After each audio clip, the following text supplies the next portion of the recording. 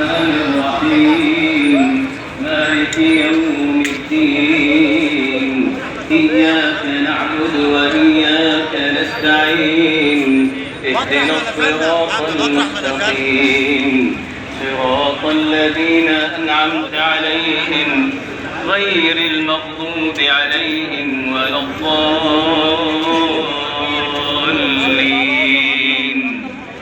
آمين. يا أيها الذين آمنوا لا تتخذوا الذين اتخذوا دينكم هزوا ولعبا من الذين أوتوا الكتاب من قبلكم والكفار أولياء واتقوا الله إن كنتم مؤمنين. وإذا ناديتم إلى الصلاة اتخذوها هزوا ولعبا ذلك بأنهم قوم لا يعقلون. قل يا أهل الكتاب هل تنقمون منا إلا أن آمنا بالله وما أنزل إلينا وما أنزل من قبل وأن أكثركم فاسقون. قل هل أنبئكم بشر من ذلك مثوبة عند الله من لعنه الله وغضب عليه وجعل منهم القردة والخنازير وعبد الطاغوت أولئك شر مكانا وأضل عن سواء السبيل. وإذا جاءوكم قالوا آمنا وقد دخلوا بالكفر وهم قد خرجوا به والله أعلم بما كانوا يكتمون. وترى كثيرا منهم يسارعون في الإثم والعدوان وأكلهم السحت لبئس ما كانوا يعملون.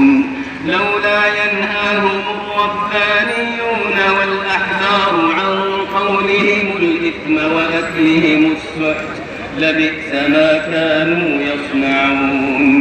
وقالت اليهود يد الله مغلولة غلت أيديهم ولعنوا بما قالوا بل يداه مبسوطتان ينفق كيف يشاء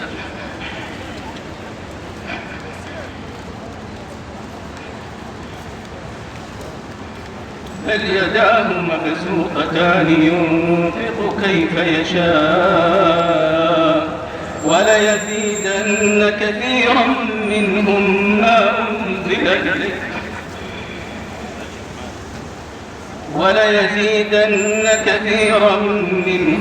ما أنزل إليك من ربك طغيانا وكفرا وألقينا بينهم العداوة والبغضاء إلى يوم القيامة كلما أوقدوا نارا للحرب أطفأها الله ويسعون في الأرض فسادا والله لا يحب المفسدين. ولو أن أهل الكتاب آمنوا واتقوا لكفرنا عنهم سيئاتهم ولأدخلناهم جنات النعيم. ولو أنهم أقاموا التوراة والإنجيل وما أنزل إليهم من ربهم لأكلوا من فوقهم ومن تحت أرجلهم منهم أمة مقتصدة وكثير منهم ساء ما يعملون. يا أيها الرسول بلغ ما أنزل إليك من ربك وإن لم تفعل فما بلغت رسالته والله يعصمك من الناس إن الله لا يهدي القوم الكافرين. قل يا أهل الكتاب لستم على شيء حتى تقيموا التوراة والإنجيل حتى تقيموا التوراة والإنجيل وما أنزل إليكم من ربكم وليزيدن كثيرا منهم ما أنزل إليك من ربك طغيانا وكفرا فلا تأس على